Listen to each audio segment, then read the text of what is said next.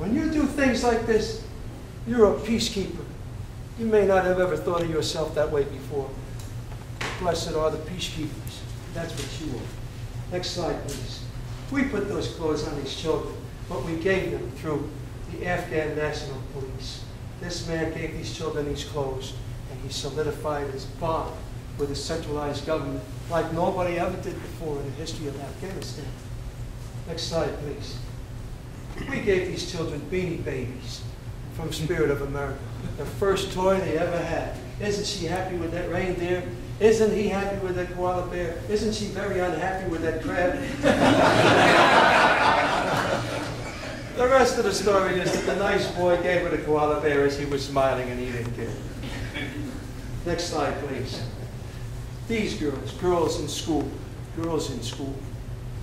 in a place that was under Sharia law, under the Taliban. Girls in school, never happened before, happen now. Pencils from the Spirit of America, so they can learn, so they can write. Pencils and paper. Look at the way she's holding that pencil. It's the first one she ever had, and it came from you. You did that. Next slide, please. Look at the faces on these children. Look at how beautiful they are. There's a natural beauty to these people that comes from their souls because they are fine people. They're fine people who like Frisbees. When we gave out these Frisbees, I noticed something different about what was going on with the Beanie Babies. They would only take one Beanie Baby per kid. We'd give him two, he'd give the second one to his little brother. They just kept sharing it. People who'd never had a toy before in their life, they shared all the Beanie Babies. But when we gave them the Frisbees, oh, that was off. This guy's got two right there. Right? I had a kid run past me with 8 Frisbees. Sergeant said, what do we do, Sergeant Major? I said, you got any more Frisbees? He said, yeah, we got a bunch of them. Keep giving them out. I don't care. Sooner or later, we'll reach a point that he can't carry anymore. He's only 3 feet tall. How many can he take? Well, we noticed kids got up to a certain number, and then they wouldn't take anymore. They took 4, or they took 6, or they took 7 Frisbees, and then they were gone. What was going on? At the end of the day, one of these children came up to me, and he gave me a great big hug. And he said, thank you for the plates. Doesn't that hit you in the gut? And don't you see what they were doing? They were getting a plate for every member of their family to eat off of something clean at the next meal. It wasn't about them. It was about everybody in their family. And it wasn't a toy. It was to eat. That's how they are. Next slide, please. There goes a man with a plate. Happiest guy in Afghanistan. Next slide, please. Look at this girl. First toy she ever had, right? You did that. Next slide, please. Sometimes we just ran out of stuff, especially at 7 or 8 Frisbees per guy, right? Sometimes you just didn't have anything anymore. And when we didn't have anything to give, we gave our time. We'd go into a town and I'd take the interpreter Khan with me, a soldier who joined the army at 40 years old, a native Afghan speaker, and we would just go talk to these guys. And they'd start off talking to Khan. He had a big beard, big gray beard, and they respect that in Afghanistan. You're going to be very, very respected. That is. But then after they got used to that, the idea that we were friendly, they'd all start talking to me, and they'd start trying to practice their English with me. Next slide, please. They'd bring their books from school and come up, and then they'd want to hear fish, dog, cat, and nobody else in the world says those words like me. So if you hear some kid from Afghanistan someday with a really strange English accent, it's my fault. Next slide, please. About halfway through the deployment, it arrived. 40,000 saffron bulbs straight from the Spirit of America out of the belly of a military transport plane in a place in which they had not ever had that before, right? And this saying that sometimes we only remember at Christmas time, it's true every day of the year. And it was true that day. When these farmers got those bulbs, it was about maybe 3 months or so. It was a while before the next planting season. And they went out and they put the bulbs in the ground. I have this picture blurry. When you see a blurry picture in here, it's blurry on purpose because I don't want anything bad to happen to these fine men. Right? These fine men went out and they planted these bulbs in the ground. They dug their little furrows by hand and they put the bulbs in the ground. And I was thinking, hey, it's too early. The bulbs are going to rot. And they were like, don't worry about it. You're not a farmer there. And they put the bulbs in the ground. Right? And a couple of weeks later, see, a saffron bulb is like a crocus bulb. You can put it in the ground, and it will multiply. They knew that. See, put it in the ground, they dug it up, they had about 80,000 bulbs. They did it again, they had about 100 and something thousand bulbs.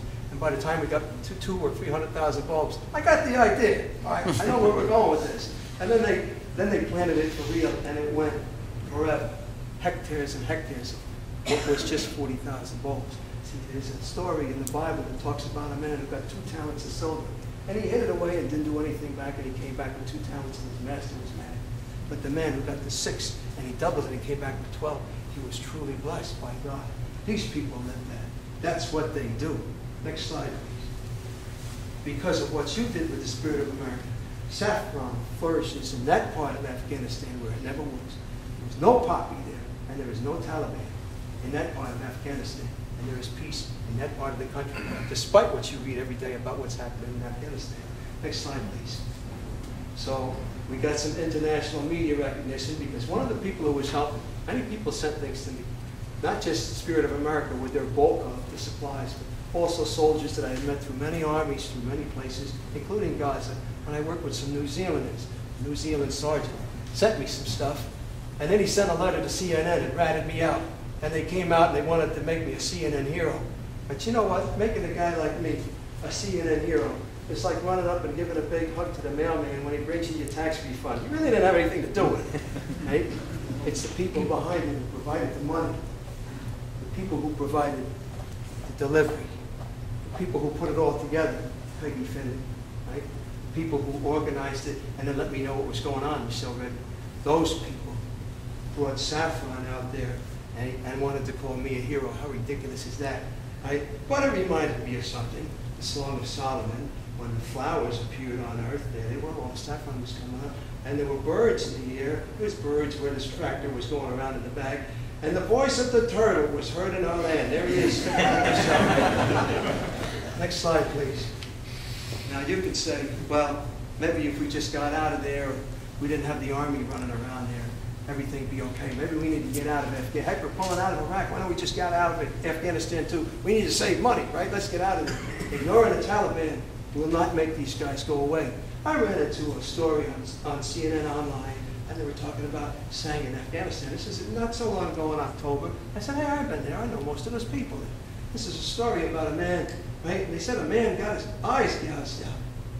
I know most of those people there. So I scrolled down in the article. Next slide, please. You see who it was. And it was the man who brought his son to the shore. They gouged his eyes out because he believed and made a statement to everybody in a centralized government in Afghanistan, and he had the guts to bring his son. He knew what he was doing. That's a man of iron to do that, and a farmer without any eyes. That's the strength of these people.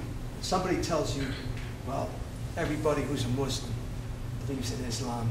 It's all evil. They're all the devil. You need to stop having anything to do with it. Don't you believe? That man gave his eyes for us. Next slide, please. Who benefits from this good peacekeeping? Well, everybody in the world does.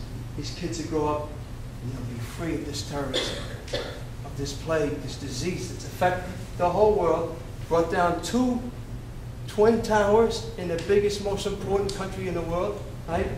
And what does it cost us to straighten it out? Does it cost you a Frisbee, right? Is that what you do? It's too easy. It's nothing. It's a drop in the bucket. We'll never be so broke we can't do that.